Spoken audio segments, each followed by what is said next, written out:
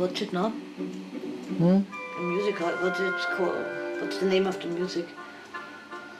It's Romeo and Juliet by Prokofiev.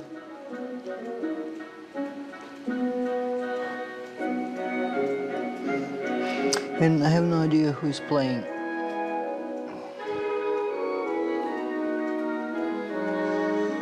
Whatever. Yeah, it's Kirov Theater Orchestra.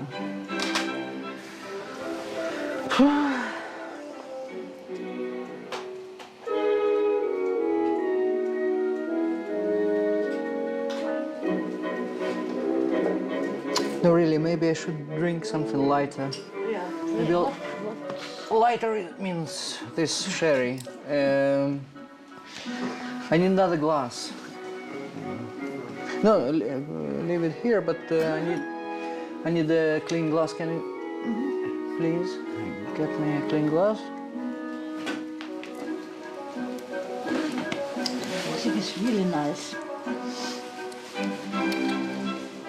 Ah, and the opener. And where to find the clean glass? I have no idea.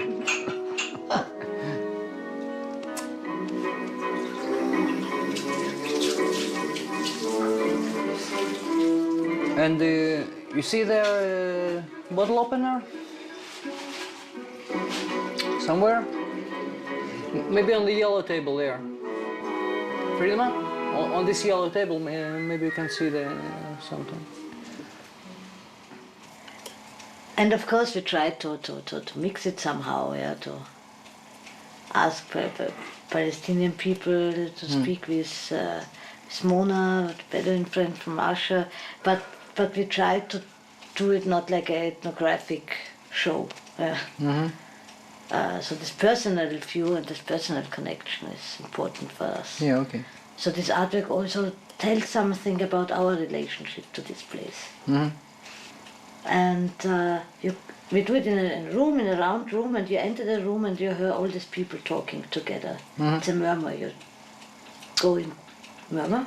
Huh? Is it correct? Murmur. Yeah. Yeah. And you go into this, and it's also a kind of sound installation. And then, if you really want to hear a story, you can go close to the monitor. With the small monitors, you can put headphones on and really go into the story. All right. And all the stories will somehow be understandable, coherent. Maybe you start to like this person because we only have nice friends, of course. But, so no radical settler, no people from the Hamas or suicide attack. You see, I'm radical. I'm by the common Israeli definition. I'm a radical left. You know, so. Oh, what a pity! So we Yeah. stopped the interview Yeah. immediately. Okay, but a normal definition in Austria, we are also something like radical left. No, it's ridiculous. You know, these definitions are. Yeah, of course. This definition is very ridiculous, but that's But you what still we are like called. it, you still yes. deal with it, huh? Huh? You still like them, you still deal with it, huh? Who? You. Who do I like? These definitions, like I am a radical left.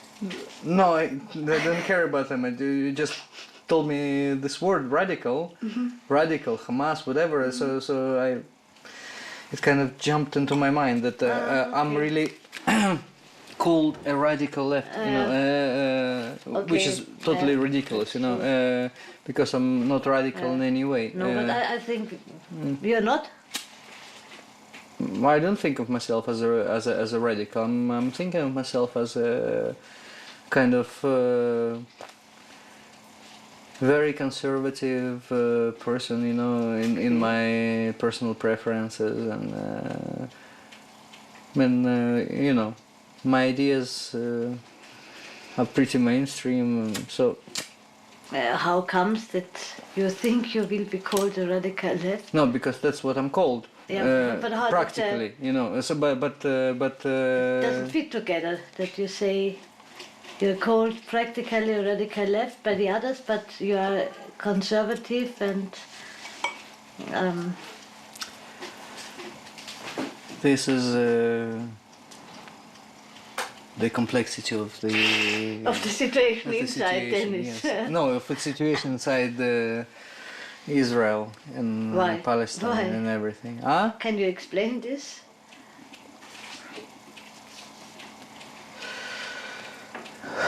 No, it will take too much time to explain, probably. First, I ask you to introduce you somehow. Where do you come from and what your background is?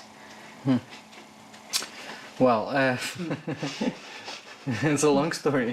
Yeah, and tell a long story, then I do not have to ask any questions. Yeah, okay, so I'm Dennis.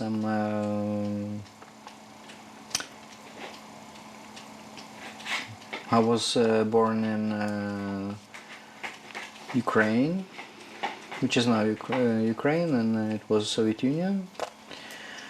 I came here 14 years ago, almost 15, in 1993, by mistake.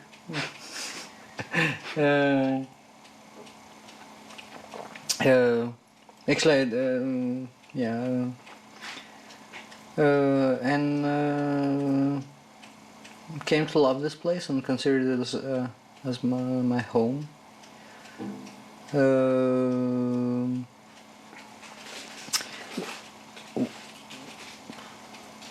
I don't know.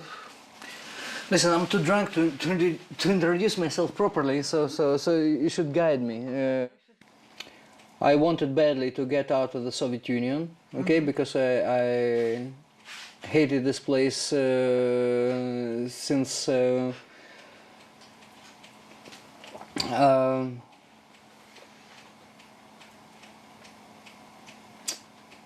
since when did I hate it? Since basically I came. No, since I was about 13 or 14. Yes, when a person kind of starts to understand what's going on around him. Yeah, so I just badly wanted to get out, and Israel was a kind of interesting destination. Also because at this point of my life I was kind of very orthodox, believing Orthodox Christian, you know, and I thought, okay, I don't care about Zionism, I don't care about anything, but I care about the land and the places and the religion and everything. So okay, so I'll come here. It all passed very quickly, you know,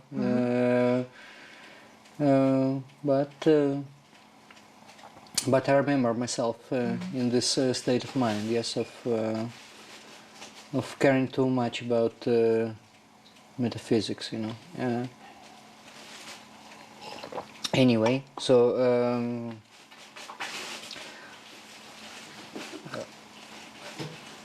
I came here, and what did I do? No, why do I tell you what did I do? Yeah, tell me, what did you do? Okay, so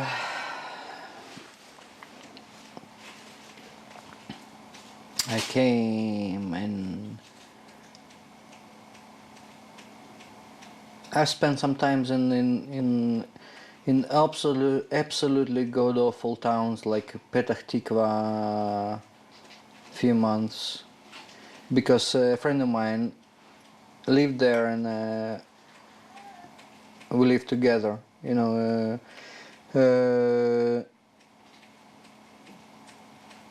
Then finally ask myself, what am I doing here? Why did I come to this strange place? I moved to Tel Aviv, and then money ran out, and then I was a kind of homeless for some time, living on the beach in Tel Aviv, and working as a dishwasher and living in a restaurant in Old Jaffa where I worked also, something like this.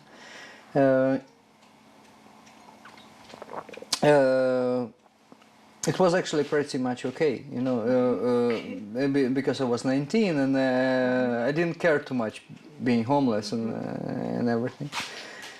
Yeah. Then I thought that I should somehow. Still, it was unpleasant, you know, being homeless and everything.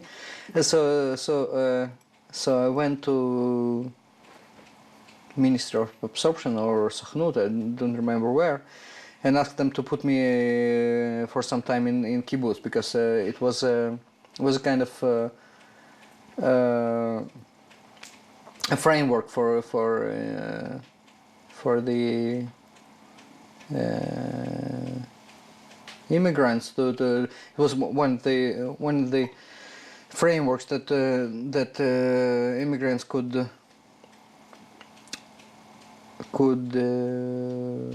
get into to go for like half a year into kibbutz, working there and learn Hebrew and whatever. So instead of kibbutz, I ended up in a place called Nitzana. It's a totally hilarious place. It's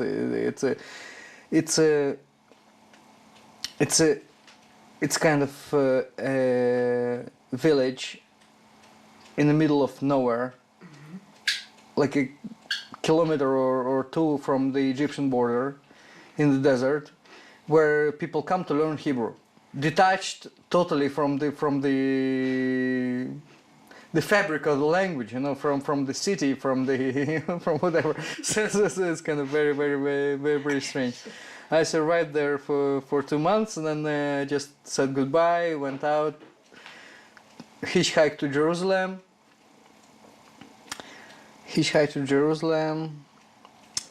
And because I still was an Orthodox Christian back then, I came to a monastery I heard of, and with the idea to stay there for 1-2 days then, until I settled in the town. But the abbot kind of liked me. He spoke to me for a few hours, and then said, "Okay, so just stay here. You know, if I made to him very clear that I don't want to be a monk. You know, I'm whatever." But I ended up there for a year and a half in this monastery, and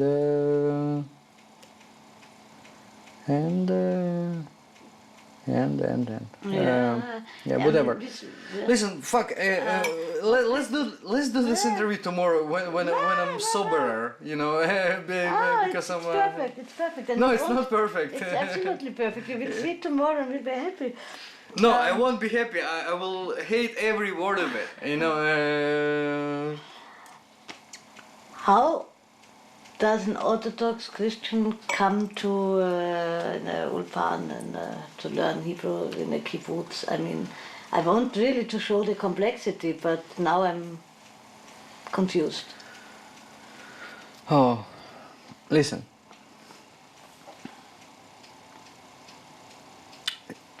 It's complicated. To say, I'm partly Jewish. Yes, so. In any case, just even though I'm not a Jew according to halakha, you know, according to the Jewish law, because I'm Jewish from my father's side. In Russia, when in Ukraine or whatever,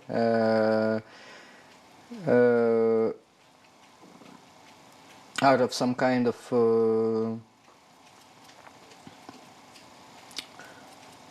being contrarian or whatever, I don't know. I was used to call myself Jewish, you know. So, but this Jewishness for me has nothing to do with religion or something like this. Yes, and the religion I was in was purely, no, not purely.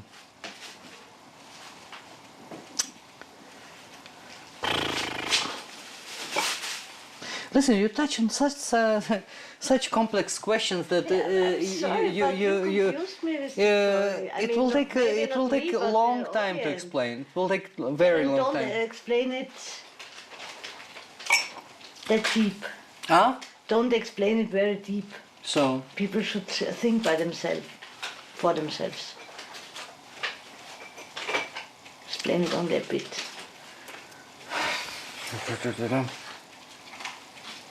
For example, to guide you, when we talked today with this Palestinian guy for the interviews, with Kais, yeah, I mean, he, Kais is gypsy, no? yeah, he's gypsy, but he calls himself Palestinian and he doesn't want to say. Yeah, so for people to think for themselves, listen, I was 14 years ago an Orthodox Christian Jew, you know, whatever. Make of it whatever you want, you know. It's totally contradictory. Nothing like this exists in the world, you know. But okay, if you want a definition, that's No it. definition necessary, just to understand how such a identity can pop up. Because Okay. yeah. Okay.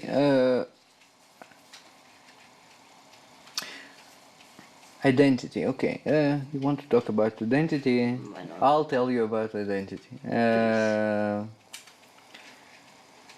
Identities are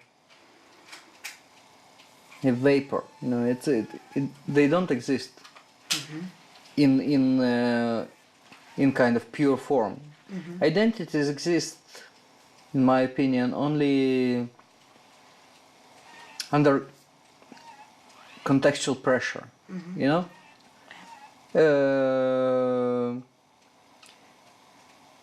Apart from I don't know. Maybe there are people who have very clearly defined identities. I don't know. Let's take some very pure nation like which I don't know. Let's take Sweden 30 years ago. Yes, yeah. So then. So I don't know, probably in Sweden 30 years ago you could find a Swedish, Lutheran,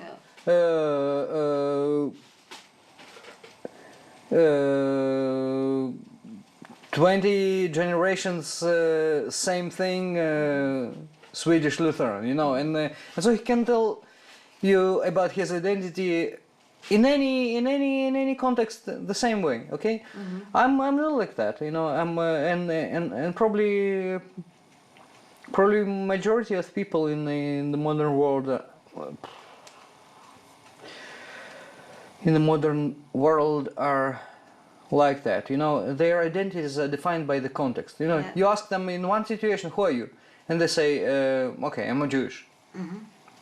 And you ask them in other context and they say to you, I'm Russian. You know, and in other context they say to you, I'm an atheist, you know, or I'm a Christian, or I'm whatever, or you know, the identity is defined by the context of the question, you know, I have so many identities I can't count them, you know. It all depends on the context. And also basically people only think about their identities when they are confronted by a question, you know. So let's count my identities now. For example, I'm an atheist now. Okay, for many years. Okay, so if I'm in a kind of context which demands it, you know, which demands the identification as a religious or a atheist or a new age or whatever bullshit there is in the world, you know. I am prepared to say I'm an atheist. I don't believe in any god, whatever. In other contexts, for example, in Israeli society, I'm a Russian. You know, because my mother tongue is Russian. You know, because I was born in the Soviet Union and raised in Russian culture with whatever. Yeah, so I'm called Russian. If I'd go abroad somewhere, especially like in Jordan, yes, where I plan to go in the beginning of March. When asked who I will be an Israeli. You know, that's what will be important to the people I will interact with there. They won't care that I was born in Russia, that I have no connection to Jewish religion, that I whatever. I will be an Israeli, yes, whatever. In Russia. In Russia, I would be a Jew, you know, basically. Or as they used to say, a Žid, you know, whatever. Only people from if any person from Russia hears that, he will understand, or she will understand. No, it's kind of Russian. Explain it for the Austrians. There are not so many For Russians Austrians, there. well.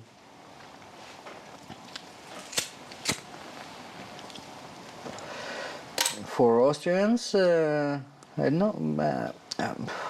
I'm not too versed in Austrian culture to explain to Austrians. You know, I can explain in general.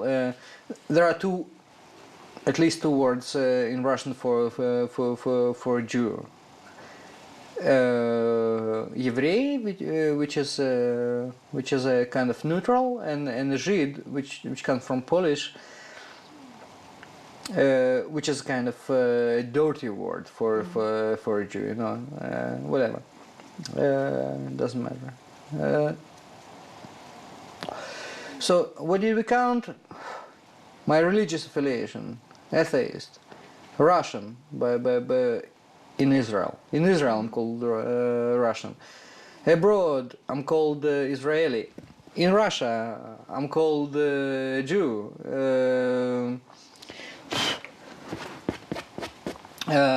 What else? There are more. This radical left thing by the government, huh? Or political identities are different? Political identities. Political identities are, not only by the government, but by the mainstream society. I would be called radical left.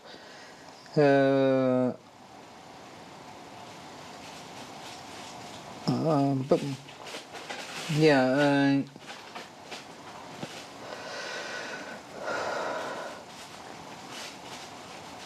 What else?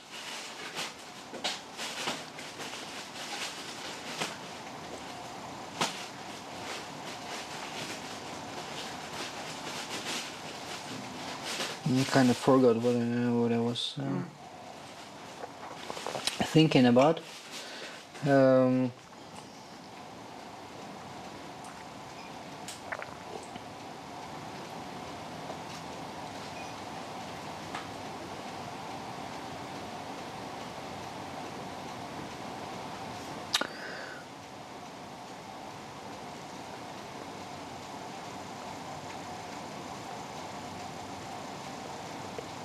Okay, keep asking questions. Is there also a dirty word for Russian in the Israeli society?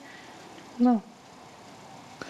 No, there was a certain point in time when Russian itself was a half dirty word, but not anymore. Mm-hmm. It's like everywhere. Like in Austria, probably Serbian, although it's neutral. in some contexts it can be heard as a not a dirty word, but we say maybe you mean this. We said people that come from Yugoslavia, yeah, yeah, and we said Yugos. whatever, yeah, something like It's that. not a dirty word, but it's meant not in a kind way. Mm-hmm. Yeah, so it was the same probably in the mid 90s here, but not anymore, you know. Why did it change? I don't know. Time passes and I don't know. Another question: what the political things? What makes you different from the mainstream society? What? What makes you different from the Me? Yeah, because Myself. you said mainstream and me. So, Well, I'm kind of fringe, you know, because how to say.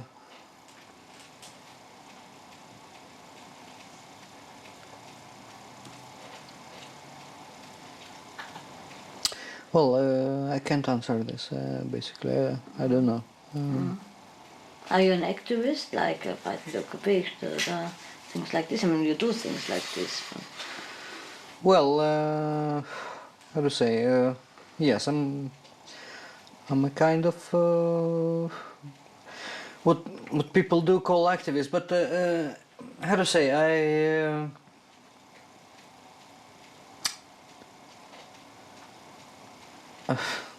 Well. See, I wouldn't myself call myself an activist because I don't know. My friends who are really activists put their life into this. I don't. Okay, I do it occasionally. You know. I don't know. Even though yesterday I was almost lynched in the Mount settlement. Together with 5 friends of mine, but how to say? What do you mean with almost lynched? Well, Sounds frightening, scary. well, it was unpleasant, but it wasn't. What did you do that they did something? Well, I tell you the whole story. Yesterday, I haven't been in South Hebron Mountains for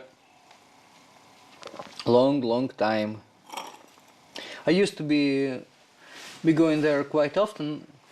It's kind of area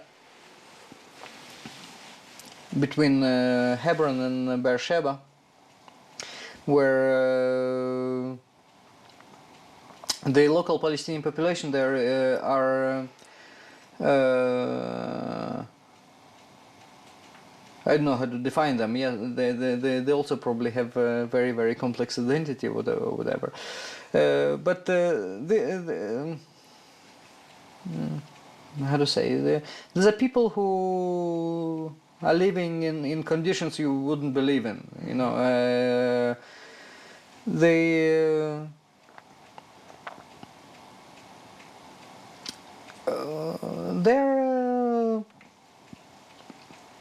sheep herders and they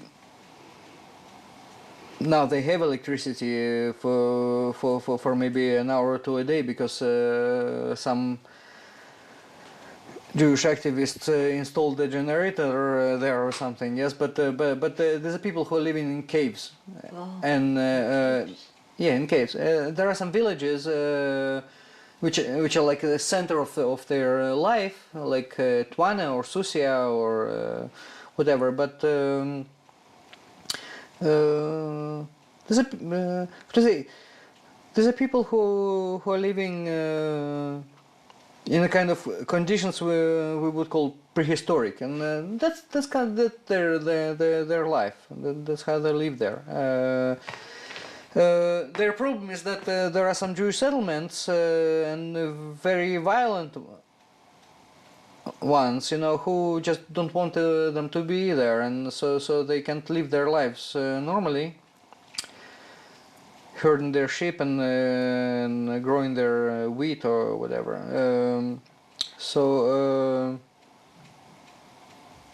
Why am I telling this? I was telling how we were lynched yesterday, whatever. So one of the activities of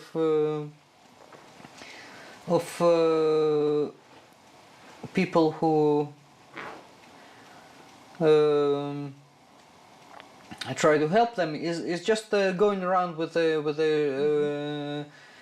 with sheep herders, so the settlers won't attack them because normally when they get too close to the lands of the settlement, some nice guys are coming out and beating them up, and and they hesitate to do this if there are Israelis or internationals with them. There are Israelis who come there all the time, and there are some Italians who are living there. Probably now it's not Italians. Italians left and whatever. So some people are helping them. Whatever. So I used to be going there quite often, but it was many years ago. Last time I was there maybe a year and a half ago. Yesterday, a friend of mine who is active there asked me to come because there was some Russian writer who is writing about the complexities of Israeli society or whatever, and she doesn't speak a word of Hebrew or English, so they need someone to translate them. And so I came there, and this motherfucking writer decided that it's too dangerous, and then she didn't come, and so whatever. So but what happened? Okay, so all the morning we were herding sheep with some people from Tuba.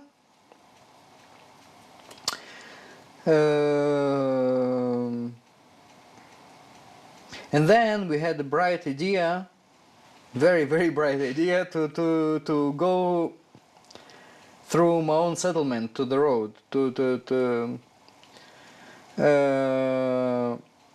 idea is this: that this road is a public road, just like any road in Jerusalem. Yes, just like a street here.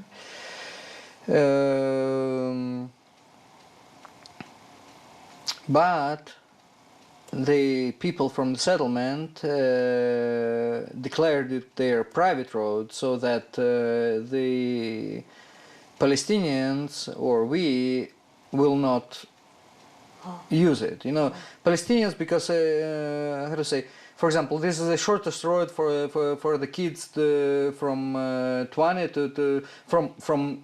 from the surrounding homes to get to school. Yes.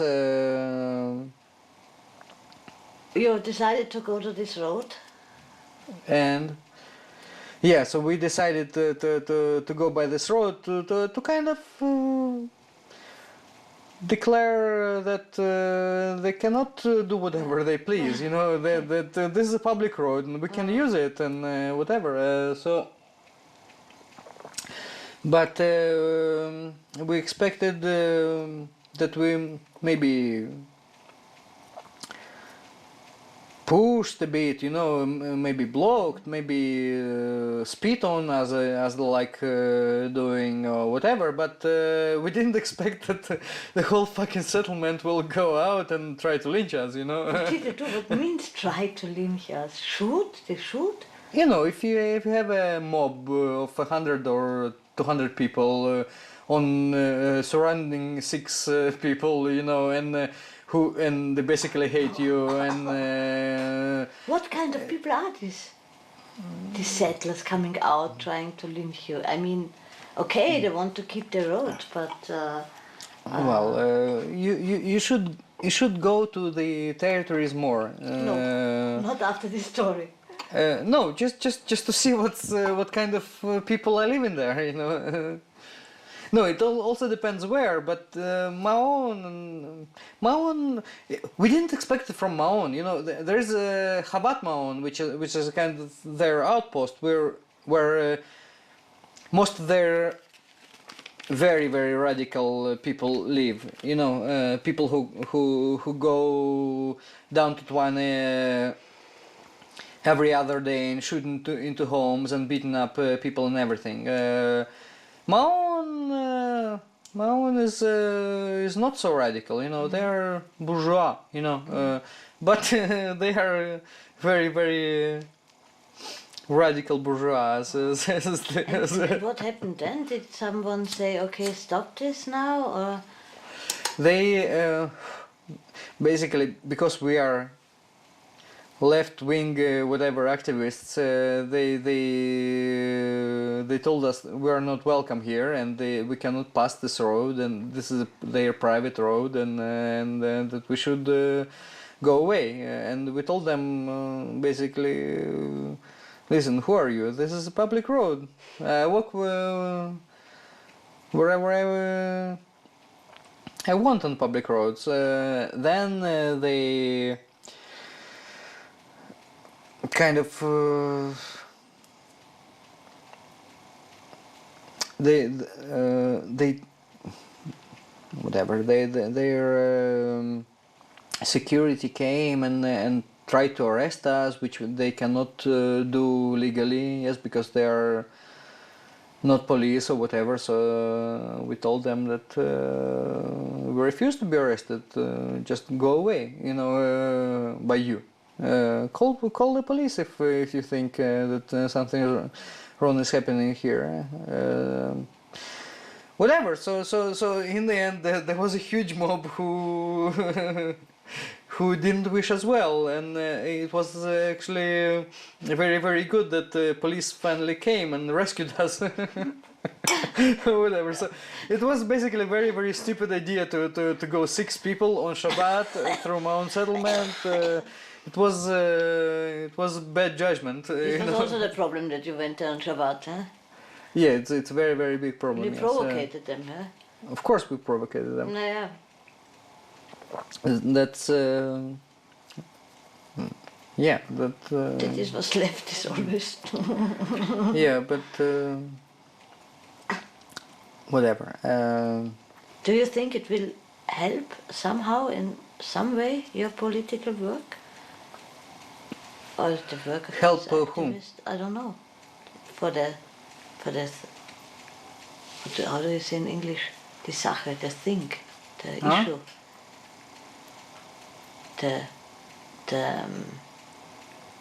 That what you are fighting for. If it helps, if it goes. Help whom?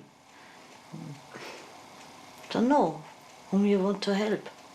The Palestinian people in South. See, Africa. the herders in from Tuba didn't herd their sheep in the territories we went yesterday since 2000, since year 2000. Okay, because we were right under the how do you say then? The place there Mount keeps cows, you know.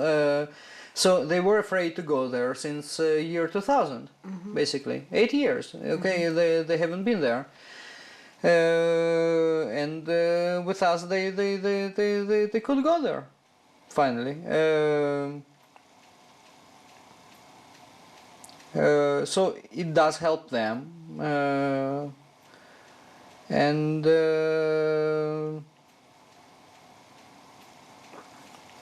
I mean, if actions like this change the situation in a better direction. listen, it only changed the situation. Basically, their sheep ate well this day. Okay, Okay. this was the only change of the situation that happened. This it doesn't change the situation in any other way. Okay, but it's enough that they'll have enough food this winter. You know. Do the people in South Hebron appreciate what you're doing?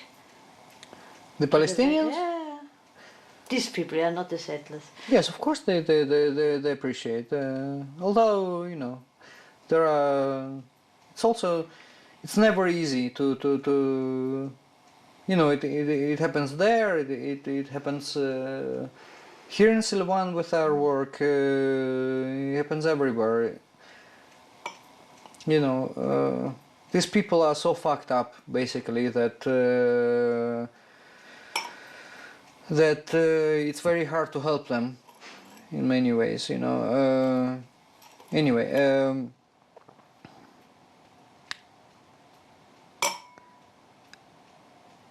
yeah, but returning to a question, who it helps most. It helps ourselves. We help ourselves, you know. It's the kind of least thing you can do to not feel so bad living in this place, you know. So you know.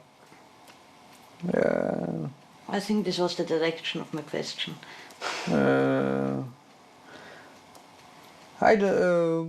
Yes, it helps. It helps them, but for me, it's a question of helping myself, not them.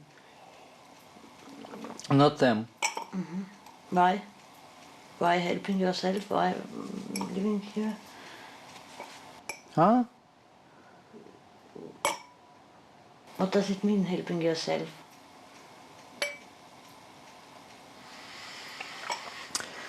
Well, it's like I don't know. Probably Friedemann, for example, is helping himself in the first place when he's doing his work with gypsies in Vienna or whatever. Yes, they can manage without Friedemann, you know, as they managed before he made friends with Nikki or whatever, or whomever. Yes. Their life is their life. Friedemann's life is his life. Yes. Why is he doing this? Same thing, you know, because he feels guilty all the time. You know, he feels guilty for his government, for his people, for whomever. You know, he doesn't want to be a complacent part of it. You know. So you try badly to get out of the picture, to not be a part of it. Mm-hmm. So you feel guilty all the time? Well, not all the time. I'm a kind of very positive and happy and whatever person, basically. Yes, so I can't constitutionally feel guilty all the time. Yes, but sometimes, yes, and whenever I am, I feel compelled to do at least something, you know. Listen, this interview takes very bad direction, you know. Okay, very bad direction. I don't want to be looking on cameras as some kind of self-righteous whatever activist or whatever, you know. You want to look at what? Okay, then talk about what you want to look at. You know, you're asking me if kind of stupid questions, Then tell me we- what kind of questions are not stupid, and I will ask you this. I don't know. No? Not about Palestinians, not about We'll delete this. Israelis. No. About what? I'm not an activist. I'm doing it only sometimes, you know. Although you know, whenever I decide in bad judgment to do something, I'm almost getting lynched. But I just want to say you only do it sometimes, but then you almost get lynched. Yeah? Okay. Listen. No, but the utopia question. Utopia question. Utopia. Okay. So, what's your utopia?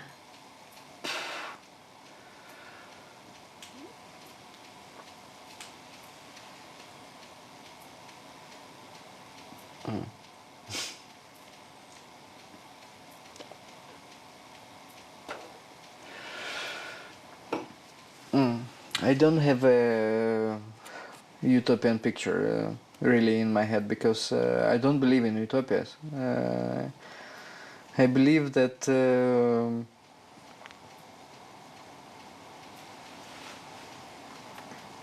some kind of struggle, is an integral part of life, and we'd all die of boredom or something if that be utopia,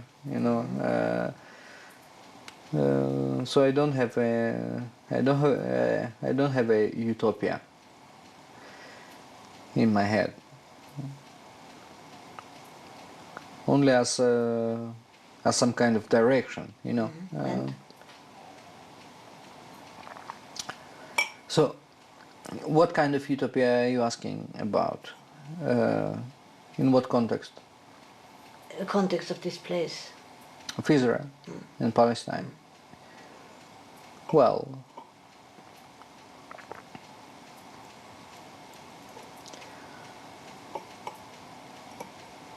at the very least, I would like to see Israel and Israelis as part of the local, I mean, Palestinian, Jordanian, Lebanese, Egyptian surroundings.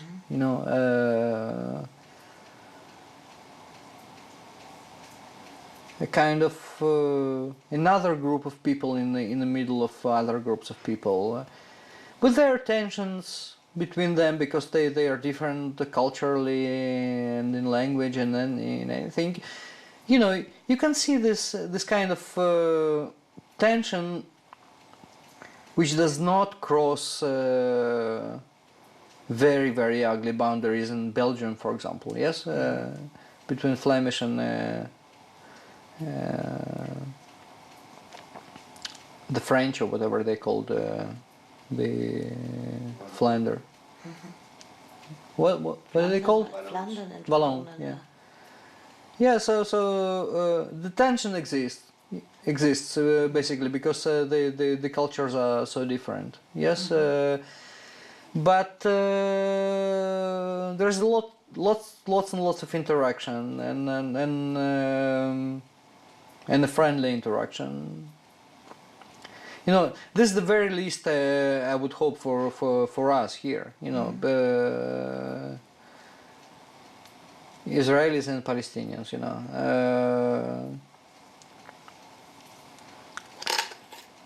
Oh yeah, yes, we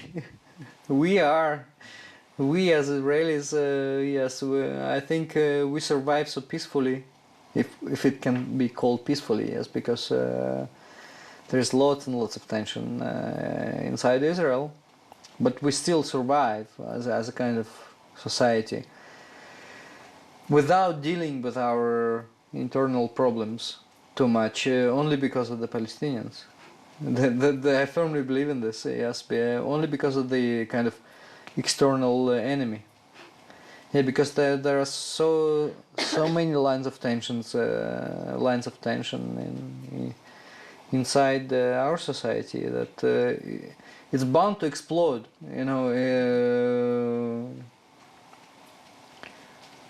Yeah.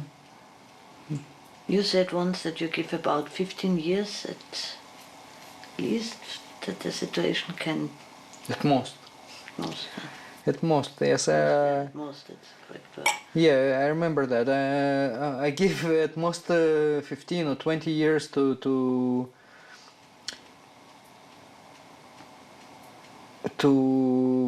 the current situation between Israel and Palestinians. Yes.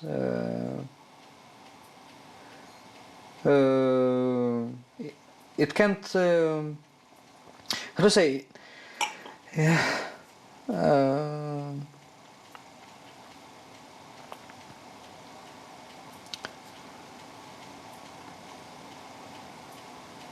You know, every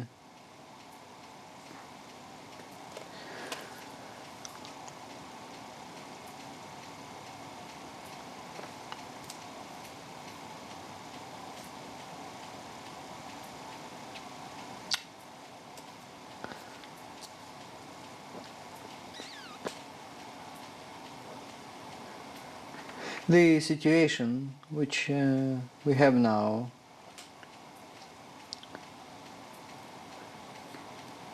although it feels to everyone as a kind of permanent, you know, as a kind of that's how things are, you know. It feels eternal. I don't think it's sustainable for a long time. For many reasons, you know. For first of all, for economic reasons, basically. Because keeping the territories occupied in '67 occupied is getting more and more costlier. More and more costly every year.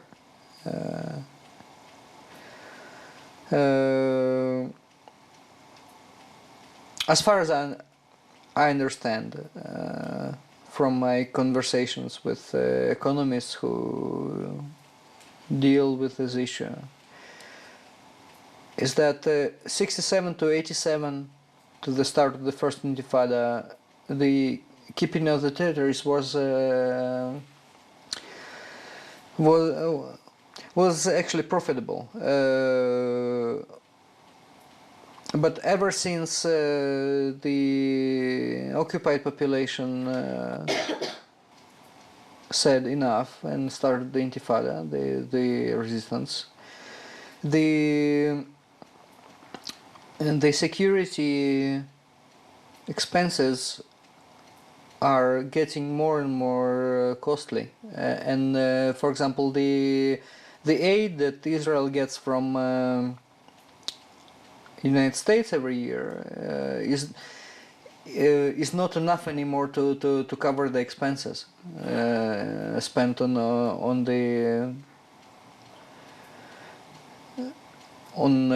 keeping the Palestinian population territory subjugated.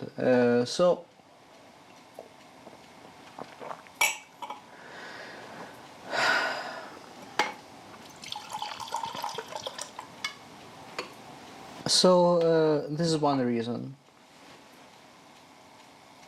that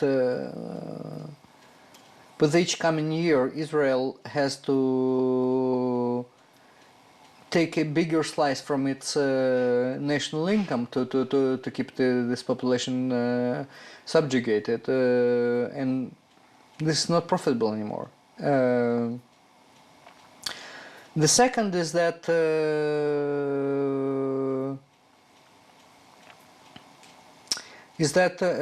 since Intifada started, we see that it doesn't stop. It's not. It wasn't something temporary. It's going to continue. So these two factors, this birth of a nation, of a Palestinian nation, with its myths and its everything. This economic situation will lead inevitably in a very short time to the change of the situation. It can be. This change can come in many ways. Some are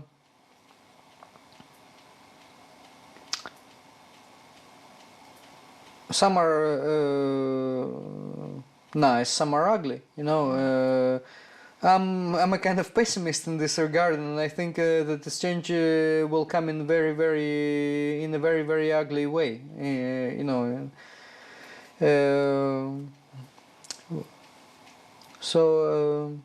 Yeah, but this is what I was. I remember we were talking about this in the car when we drove in Vienna somewhere. Yeah. Basically, we missed the nice opportunity to end this. The Oslo Accords and the government of Barak and everything. Yes,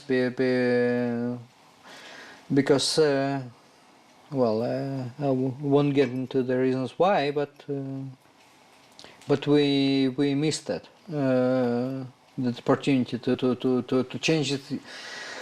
To change the situation in a kind of peaceful way and beneficial to both Israelis and Palestinians.